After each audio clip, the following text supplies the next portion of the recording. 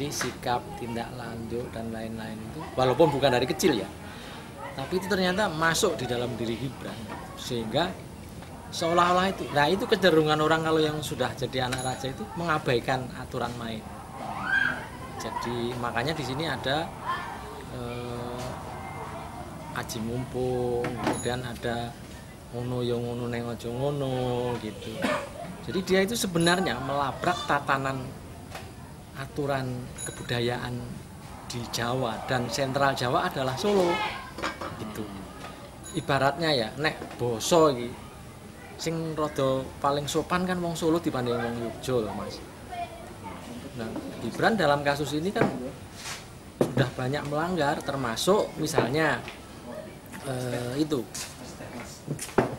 ketika dia mau daftar untuk calon itu kan melangkai sekian banyak orang, dan dia seperti tidak peduli bahwa ada tata krama sopan santun, orang oleh nyalip neng tikungan gitu-gitu loh.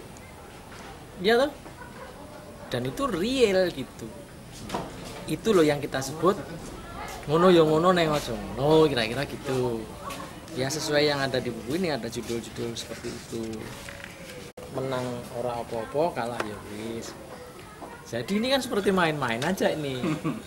Dan memang kalau kita lihat, tapi mohon maaf ini kan saya tidak membahas politik, jadi saya hanya membahas dari budaya Jawanya. Ya isi gue aja. Nek menang ya syukur. Misalnya nggak menang ya nggak apa-apa. Toh saya masih banyak duit, 21 miliar misalnya gitu kira-kira. Itu yang kita coba ini kan, yang kita coba munculkan. Dan itu kan tidak mungkin terjadi bagi orang lain, ya kan? Sebenarnya kalau secara aturan KPU dia ini boleh loh hanya melawan kotak kosong, tapi kan isin oleh kalah.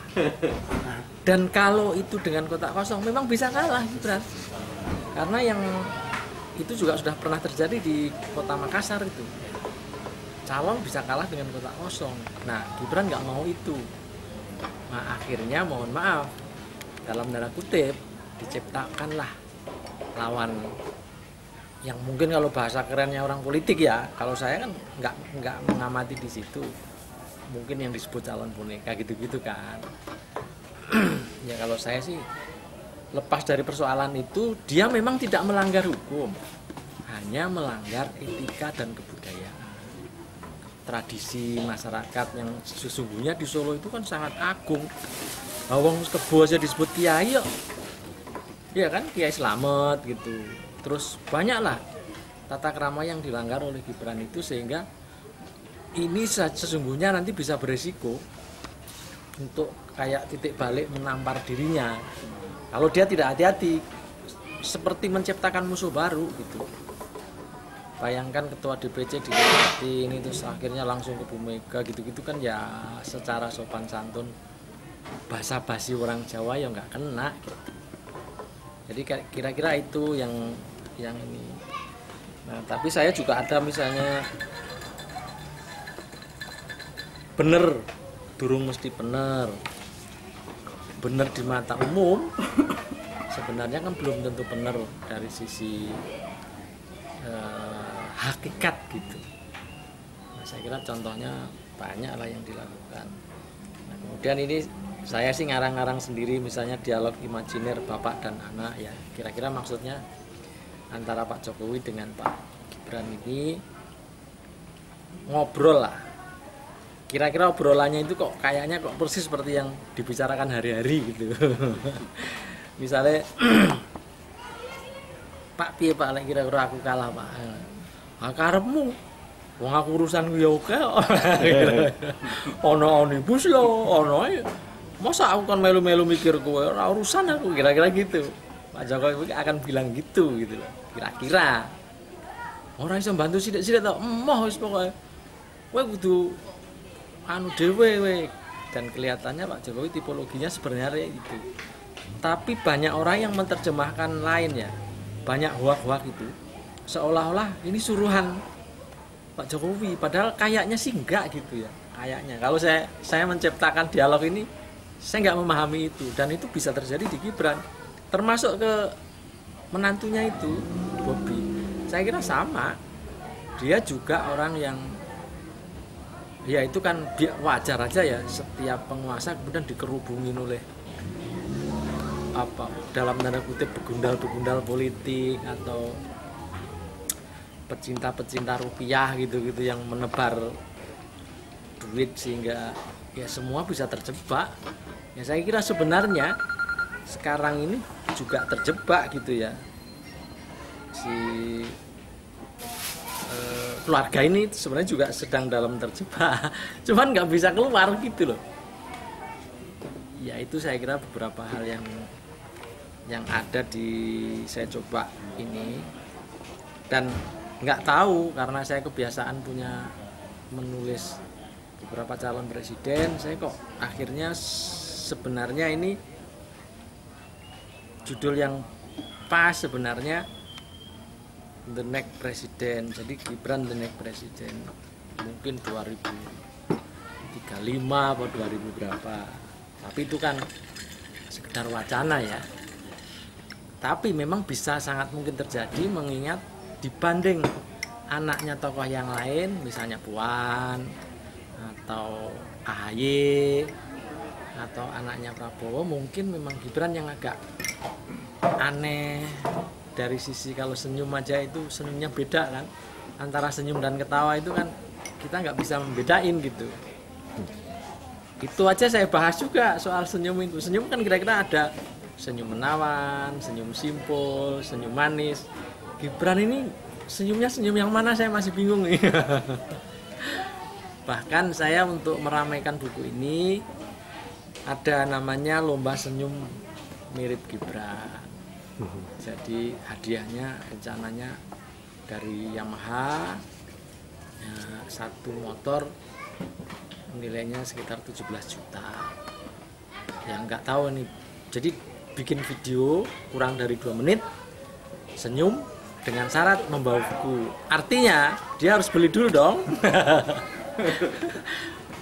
Ya kata orang, ini pemasaran kreatif kata orang, di tengah pandemi yang lagi kayak begini kita harus hidup gitu dengan hal yang sederhana, dan ini kayaknya kok menjadi perhatian banyak orang. Setidaknya menurut saya, kalau menurut orang lain enggak, saya nggak tahu. Bukunya ini sindiran berat bagi yang paham, bagi yang baca secara keseluruhan. Sebab orang itu kan ada, saya punya banyak buku itu yang belum dibaca dalamnya itu sudah di demo itu ada loh. Belum dibaca dalamnya, belum mengerti, tapi sudah di demo. Ada loh buku saya. Salah satunya buku judulnya Kaya Raya Banyak Istri Masuk Surga. Itu sampai 1 Gramedia itu tutup gara-gara buku itu. Itu belum dibaca, orang itu nggak ngerti dalamnya, hanya baca judul itu. LSM di Semarang, jadi Gramedia di dalam mall di sebelahnya Bundaran di Semarang itu. Jadi gitu kadang-kadang. Nah, cuman kalau buku ini sesungguhnya memang sindiran berat. Hanya ketika proses saya menulis ini memang hampir tiap malam jam 1, jam 2 itu saya ditelepon seseorang yang sampai hari ini saya nggak tahu siapa. Selalu mengingatkan, jangan aneh-aneh, jangan neko-neko, jangan bikin gaduh. Ditanya jumlah buku ini berapa, ya gitu-gitulah. Bahkan mau minta 1 pun saya belum kasih.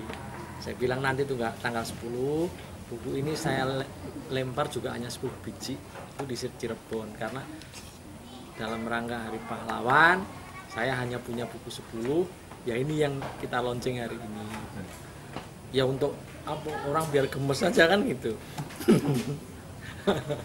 Dan yang beli kebetulan ini yang diundang kan bupati, wali kota, sultan di Cirebon.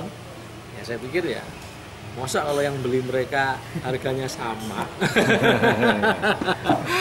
Makanya kalau jenengan jualan begini saya bisa punya masukan supaya harga segini 100 juta misalnya gitu, bisa gitu. Ya.